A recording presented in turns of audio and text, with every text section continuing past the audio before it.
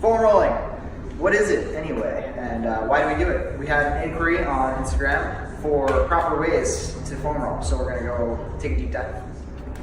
Alright, foam rolling, or scientifically self-myofascial release, is termed as such because we're trying to release the trigger points or myofascial trigger points when we use these implements and tools, whatever they may be.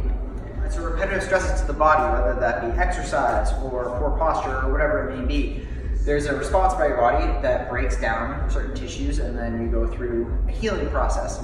When breakdown happens and that healing process happens, all your fibers that are created in your muscle and your myofascia come back and they organize not always perfectly, right? So it's not always in this perfect point, and we create these points of pain or tenderness and stiffness called myofascial trigger points. So we don't want those trigger points, right? Those can reduce blood flow, they can increase stiffness in our tissues, and they hurt. So we want to get rid of them. How can we get rid of them? We can use these tools. All right, so a couple of general rules for foam rolling.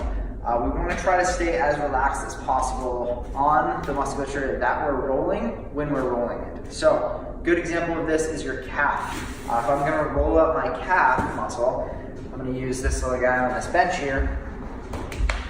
If I'm tight in my calf and I'm contracted when I'm doing this, especially if I'm on the ground and I can't let my foot relax, then my muscle and the fascia tissue isn't going to be very receptive to those trigger points. So what you want to do is you want to let that foot relax when you're rolling out your calf. Yes, this might be more painful, but it's more effective too.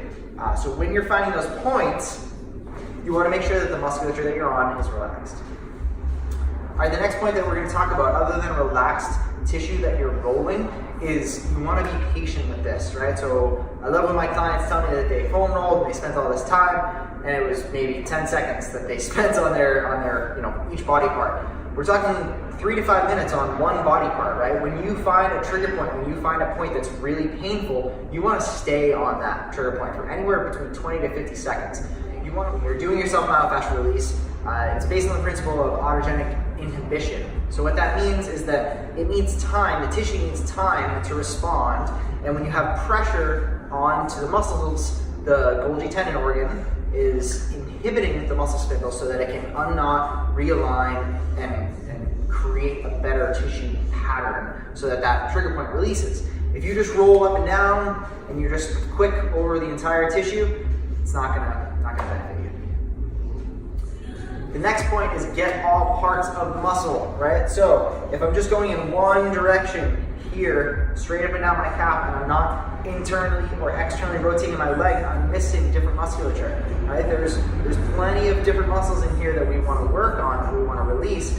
Same with our chest or our hamstrings. There's not just one muscle, right? Your hamstring isn't just one muscle, there's 4 back there. So if you don't articulate and roll on different parts of that body part, you're missing out. All right, recap on proper foam rolling technique. Make sure you keep the tissue that you're on relaxed throughout the entire time.